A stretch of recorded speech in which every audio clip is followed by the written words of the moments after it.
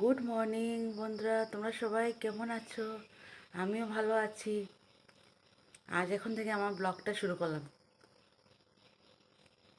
সবাই ভালো থেকো, সুস্থ থেকো। একটু গ্যাপ হয়ে যাচ্ছে, এখন থেকে চেষ্টা করবো ভালো করে দেওয়ার। তাও থ্যাংক ইউ তোমাদের, তোমরা সবাই আমার সাথে আছো। দেখো, লেট করে দিলেও দেখো। বাই বন্ধুরা, আমার এক্সারসাইজ শেষ। আজ প্রচণ্ড গরম। আর তোমরা ভাববে হয়তো বা আমি যে সকালবেলা 1 ঘন্টা এক্সারসাইজ করি আমি, কিন্তু খাওয়া উল্টাপাল্টা হয়ে যায়। তো যে গাধার মতো সারাদিন তুমি সকালবেলা খাটার পর যদি তুমি তোমার ক্যালোরি ডেফিসিটে না থাকো, ওয়েট কখনোই কমবে না। কদিন ধরে আমার হচ্ছে, যেমন এই সকাল থেকে মানলাম হয়তো দুপুরে একটা ফ্রিজে মিষ্টি থাকলে কখনো খেয়ে নি, ইচ্ছে করে আর ডায়েট করলে তো মানে মিষ্টি আমার জানি না কেন আমার মিষ্টির ক্রেভিংটা বহুত অনেক বেশি হয়। তাও এক্সারসাইজ করার ফলে তোমার গ্যাস ট্যাস কিছুই হবে না। তাও আমি একটা চ্যালেঞ্জ শুরু করব, না হলে আমার আর হচ্ছে না। 3-4 কেজি আমার বেড়ে গিয়েছে। পুজোর সময় 3-4 কেজি কম ছিল, ওইটা আমি আর জায়গায় নিতে পারছি না। এই সামনেও বিয়ে টিয়ে আছে ওই আমাদের পাড়াতেই। তো ওই 1-2 দিন করে মোটামুটি 1 সপ্তাহ পর থেকে আমি একটা চ্যালেঞ্জ নেব, তোমাদের সাথে আমি শেয়ার করব। তখন তো তোমরা থাকবে, আমাকে প্লিজ মোটিভেট করো, তোমরা আমার সঙ্গে থেকো। সকালবেলা তো তাড়াহুড়ো থাকে না, চুল টুল কিছুই আর এসে হয় না। ওইটাই বলছি, তোমরা সঙ্গে থেকো, সাথে থেকো। এতটুকু করে নিয়েছি, আর বাকিটাও করতে পারবো। এইটাই আর কি। তো এক্সারসাইজটা আমি করি, কিন্তু কখনো ওই যে, আর আমাদের তো ফ্যাটের শরীর, অল্প কিছু মানে খেলেও না খেলেও ওই ফ্যাট তো চলে আসে। ওইটাই ক্যালোরি ডেফিসিটে না করলে তুমি গাধার মতো সকালে 1 ঘন্টা এক্সারসাইজ করো, বিকেলে 1 ঘন্টা হাঁটো, কখনোই ওয়েট কমবে না। বডি ফিট থাকবে, বা শরীরের যে ব্লোটিং জিনিসটা, ফুলা ফুলা ভাবটা থাকবে না, টাইট থাকবে, কিন্তু ওয়েট কমবে না। ওইটাই যে আমি এতদিনে আমি কোনো কোর্স করিনি, কিন্তু এই নিজের যে ওয়েট কমে যে কোর্স করেছি, ওইটাই অনেক বড়। আচ্ছা, এখন যাই, আমি রান্না বান্না করবো।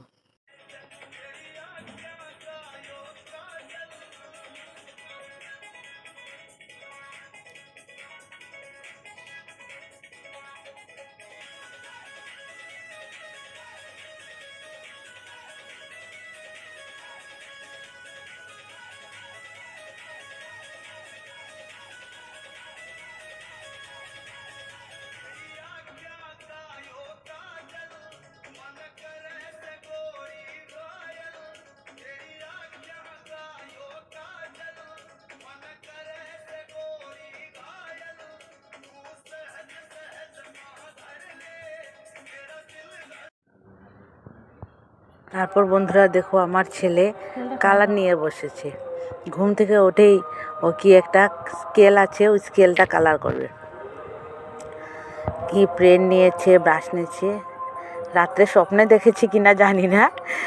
ঘুম থেকে উঠেই ওর কি একটা ওই বুদ্ধি হলো, ওটা করলো। তারপরে এই যে আজকে ষষ্ঠী উপলক্ষে আমাদের ঘরে উপাসনা, কাউকে বলিনি, আমরাই শুধু উপাসনা করি। আমরা মানে সব কিছুই উপাসনার মাধ্যমে করে থাকি। তো এই ষষ্ঠীর জন্য একটা আমার বরের জন্য, একটা আমার ছেলের জন্য, আর একটা আমাদের পাশের বাসা, ওরাও এনে দিয়েছে ওদের উপাসনার, ওর বাচ্চাটাকে ও আশীর্বাদ করবে ওর মা। তারপরে এই যে উপাসনা চলছে।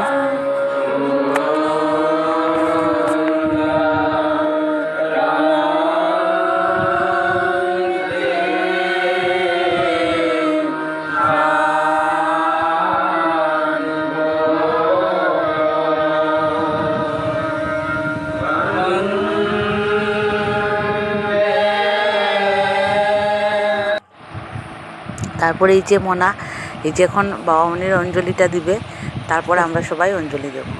তো ওটা ঘরে উপাসনা হলে ওই করে, মানে ওর এখন অভ্যেস পারেও দিতে, আর ওটা ও ছাড়া কেউ দিলে ও মানে ওর খুব দুঃখ লাগে, ও তাই ও দিবেই দিবে। তারপরে এই যে ও অঞ্জলি দিয়ে দিচ্ছে, দেখতে থাকো তোমরা সবাই।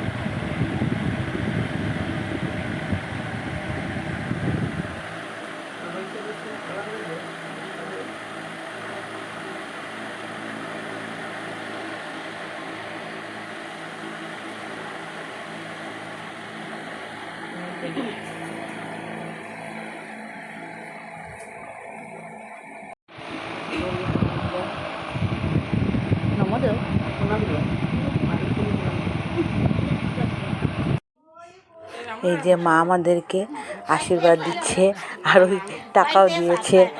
আর আমি এনেছিলাম মার জন্য দুটো ব্লাউজ এনেছিলাম আর একটা শাড়ি সুতি। শাড়িটা পরে গরম লাগছে বলছিল, আর ব্লাউজটা আবার চেঞ্জ করতে হলো, অল্প ছোট হয়ে গেছে। আর মা তো আমাদের আর মনার ওই গেঞ্জিটা পরেছিল ওটা এনেছিলাম, ওর জুতো ছিল না, জুতো এনেছিলাম, ওইটা আর দেখাইনি। ও কিন্তু অনেক খুশি। আর এই যে পড়ার খাতা টাতা এগুলো যা দরকারি ওইগুলো এনেছিলাম, আর এই গেঞ্জিটা এনেছিলাম ওর জন্য। এখন ওর দিও ওকে দিচ্ছি, এই যে দেখো।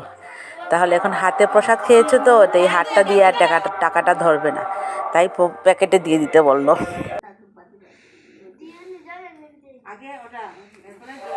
আর এই যে আমি দিচ্ছি এখন মোনাকে, এই যে দেখতে থাকো তোমরা।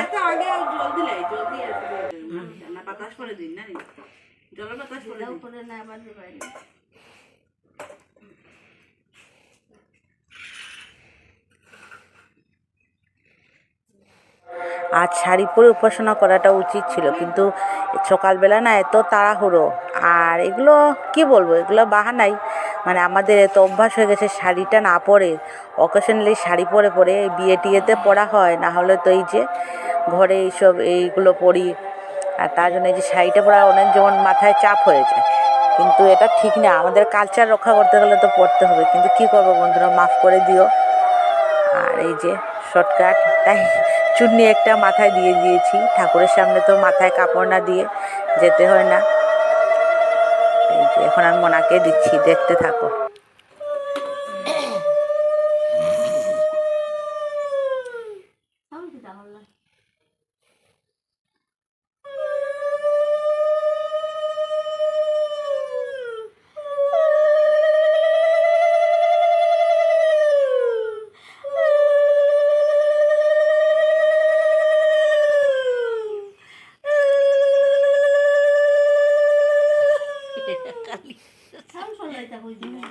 ওই নো দেখি তার মাথাত কি আছে দুব্বার লগে ওগুন খাইতাই পেট করে দিলাই না কেন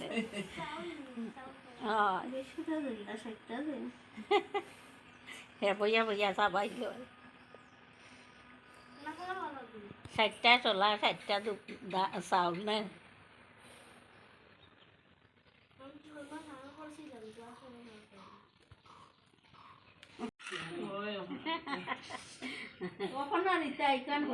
আর এই যে মা দিচ্ছে আমাদের আশীর্বাদ করে।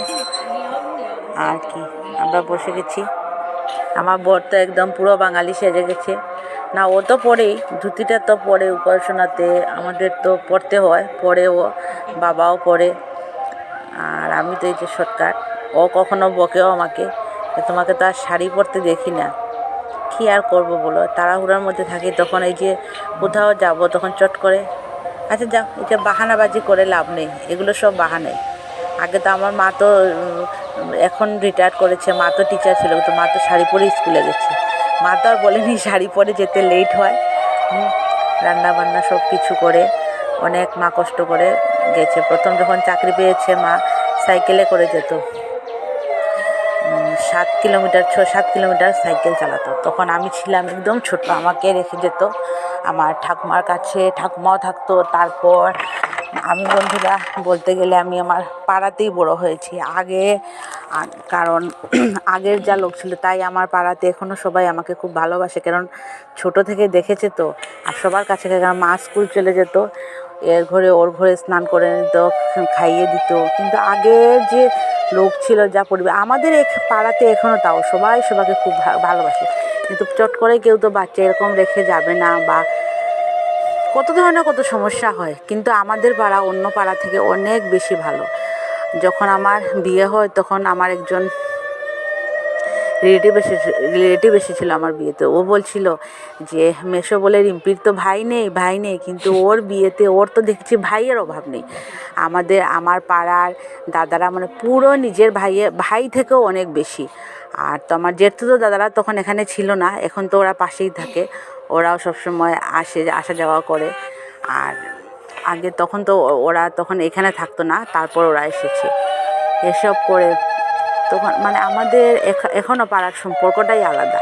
আমি যখন এখানে বাবার বাড়িতে থাকতাম না, তখন যখন যেতাম তখন ওই আমাদের পাশের কাকিমণি ওদের ক্ষেতের কিচ্ছু এখনও দিয়ে দেয়। এখন আমার শ্বশুর শাশুড়ি মা যে শিলচর থাকেন, আমার বর যখন আসলে কখনো নিয়ে যায়, তখন ওই ওদের ক্ষেতের কত কি কাকিমণিরা দিয়ে দিবে।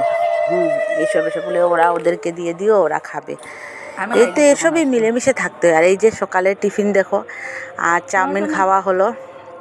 ঈশানও বলছিল তাই চাউমিন, কিন্তু মার তো মন ভরেনি। জামাই ষষ্ঠী বলে কথা, লুচি আর পায়েস না হলে হয়। এই যে সেওয়ার পায়েসও করে নিয়েছে, পরে বিকেলবেলা এটা খাওয়া হলো। আর লুচিটা আর হয়নি, কারণ দেখো বন্ধুরা, এত সব খেলে তো আর এই যে জামাই তো এখন নতুন জামাই না, এত সব খেয়ে সহ্য করে। এই যে খাওয়া দিয়েছি এইগুলো, ডাল তো করিনি দেখো, কিন্তু এগুলো ও খেতে পায়নি। মানে ও ভাতও এত বেশি খায় না। মানে ওই যে আগের দিনের জামাইয়ের মতো কোনো জামাই এখন খেতে পারে না। ও এগুলোই ওর একদম শ্বাস বেরিয়ে এসেছিল। ও বলছিল এত সব খাওয়া যায় না। এটাই, এখন সবাই এত সব খেতে পারে না, তাই আমি শর্টকাটেই করলাম। আর মা তো কিছু রান্না করেছে, কিন্তু মা তো অসুস্থ, আমাকেই করতে হয়েছে, তাই যা করলাম আর কি। আচ্ছা চলো, বিয়ের 12 বছর পর যা দিয়েছি তাই অনেক। আর এই যে তারপর চলছে এই যে খেতে পারেনি, কিন্তু অনেকটাই, তোমাদেরকে আর দেখালাম না। তারপরে এই যে অনেক কিছুই ও বললো, না এটা তুমি খেয়ে নিও, ওটা তুমি খেয়ে নিও। আর এই যে এটা তরকারি যখন ফুটছিল তখন ভিডিও ক্লিপটা তুলে নিয়েছিলাম। আর আমার ছেলের খাওয়াটি দেখায়নি বন্ধুরা, কারণ ও তো এই যে মাছের ডিমের বড়া দিয়ে শুধু অল্প ভাত খেয়েছে আর দই দিয়ে।